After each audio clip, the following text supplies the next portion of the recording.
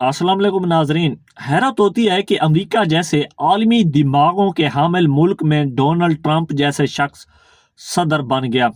صبح و شام متنازع اور غیر سنجیدہ بیانات کی وجہ سے ان کا مذاق پوری دنیا میں مشہور ہو گیا۔ ان کے بیانات اور وعدے کو اب کوئی سنجیدہ نہیں لیتا۔ بدقسمتی سے ان کی حرکتیں صرف زبانی بیانات تک محدود نہیں بلکہ عمل بھی کی جاتی ہیں بغیر پرواہ کیے۔ امریکہ کے اندر وہ جس قدر چیزوں کو الٹ پلٹ کر سکتے تھے انہوں نے کر دیا۔ اب بدقسمتی سے بیرونی دنیا کی طرف متوجہ ہو گئے ہیں۔ وہ تھے تو امن نوبل پرائز کے حامل، لیکن باہر متوجہ ہوتے ہی الٹ سمت جا نکلے۔ آغاز ونزویلا سے کیا اور اس کے صدر کو اغوا کر کے نیو یارک لے آئے، پھر نئے محاذ کی تلاش میں لگ گئے تو اپنے آپ کو عقل کل سمجھنے والے ڈونلڈ ٹرمپ کو اسرائیلی وزیر اعظم نیتن یاہو نے اپنے دم میں پھنسا لیا۔ انہوں نے یہ پٹی پڑھائی کہ ایران لٹک رہا ہے اور ہمارے ایک حملے سے ہی ہماری جھولی میں گر جائے گا، لیکن وہ اسرائیل کے ساتھ مل کر ایران پر ایسے عالم میں حملہ آور ہو گئے۔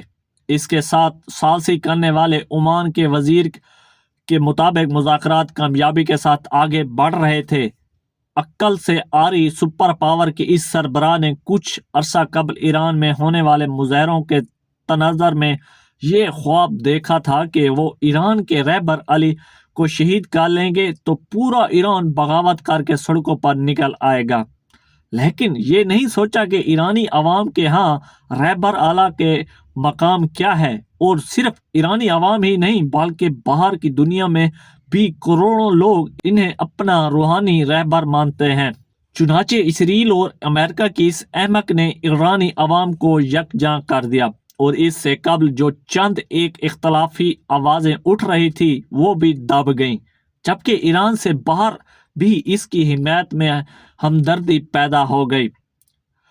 امریکہ اور اسرائیل کا ایران میں رجیم چینج کا خواب پہلے ہفتے ہی چکنا چور ہو گیا۔ امریکیوں نے سوچا تھا کہ ایران کی فضائیہ نہ ہونے کے برابر ہے، اور جب اس کی فضائیہ پر قبضہ ہو جائے گا تو ایران کے پاس جھکنے کے سوا کوئی راستہ نہیں ہوگا۔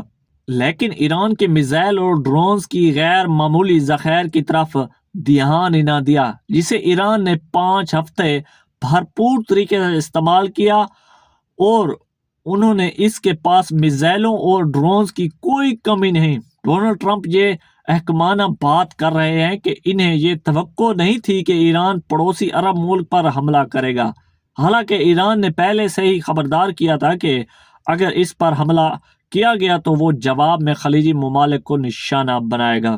ایران اس کے لیے یہ دلیل پیش کر رہا ہے کہ چونکہ امریکی ان خلیجی ممالک کے اڈوں میں موجود ہیں، اس لیے اس کے یہ حملے بھی امریکہ کے خلاف ہے۔ ڈونلڈ ٹرمپ نے ایک غلط اندازہ ابنائے حرمت سے بھی متعلق لگایا تھا کہ ان کے ذہن میں شاید یہ تھا کہ ایرانی اس بات پر اپنا کنٹرول مضبوط کر کے خلیجی ممالک کا راستہ بند نہیں کریں گے۔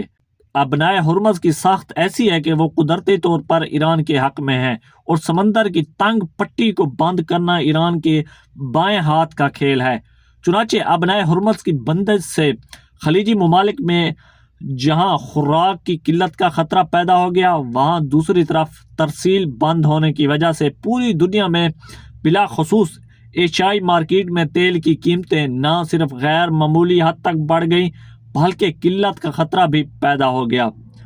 یوں خلیجی ممالک اور ایشیائی و یورپی ممالک کا بھی دباؤ بڑھنے لگا کہ ابنائے حرمت کو کھول دیا جائے۔ دوسری طرف ڈونلڈ ٹرمپ کو کچھ سمجھ نہیں آ رہا تھا کہ کریں تو کیا کریں۔ انہوں نے دنیا کے اہم ممالک سے اپیل کی کہ وہ ابنائے حرمت کھلوانے میں مدد کے لیے اپنے جہاز بھیجے، لیکن کسی نے ان کی کال پر کان نہ دھرا۔ وہ حواس باختہ ہو گئے اور چند روز کی مہلت دے کر دھمکی دی کہ اگر اس دوران ایران نے ابنائے حرمت نہ کھولا تو ان کی افواج ایران کے تیل اور پانی کے ذخائر کو نشانہ بنائے گی۔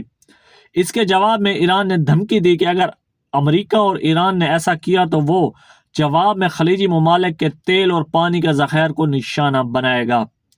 ظاہر ہے کہ یہ صورتحال خطے کے لیے قیامت سے کم نہیں ہوگی۔ مختلف ممالک اور بالخصوص پاکستان، ترکی اور مصر نے نئے اور بھرپور سفارتی کوششیں شروع کر دیں۔ مرکزی کردار پاکستان کا رہا۔ فیلڈ مارشل عاصم منیر نے ڈونلڈ ٹرمپ سے بات کی اور شاید اسی وجہ سے وہ ایران کے ذخائر پر حملوں میں چند روز کی تاخیر پر آمادہ ہو گئے۔ ترکی اور مصر وزراء خارجہ کے ساتھ وزیر اعظم میاں شہباز شریف اور وزیر خارجہ اسحاق ڈار نے بھرپور سفارت کاری کی اور پاکستان مرکز نگاہ بن گیا۔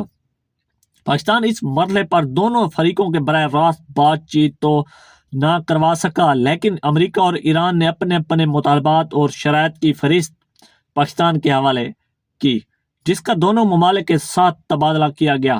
تاہم دونوں ممالک کے جو مطالبات ہیں وہ دوسرے فریق کے لیے قابل قبول نہیں ہو سکتے، لیکن سفارتی ماہرین کہتے ہیں کہ ابتدا میں اسی طرح فریقین آخری حد تک مطالبات کرتے ہیں اور بعد میں زمینی حقائق کی طرف آتے ہیں، اور شاید اسی لیے مذاکرات پر زور دینے والے سہولت کاروں نے اپنی کوششوں کو ترک نہیں کیا۔ البتہ ایران کا مسئلہ یہ ہے کہ ایت اللہ خمینی اور علی لاریجانی کی شہادت کی وجہ سے ایران میں بہت جذباتی فضا ہے۔ یہ بھی کہا جا رہا ہے کہ پاسکلان انقلاب مرکز کے حق میں نہیں، جبکہ ابنائے ہرمز اور خلیجی ممالک کی پریشانی سے ایران میں یہ سوچ بھی موجود ہے کہ وہ فتح ہے اور اس نے امریکہ کو گھیر لیا ہے۔ ان وجوہات کی بنا پر ایران مذاکرات سے کترا رہا ہے۔ دوسری طرف امریکہ کا رویہ غیر سنجیدہ اور کسی حد تک منافقانہ ہے۔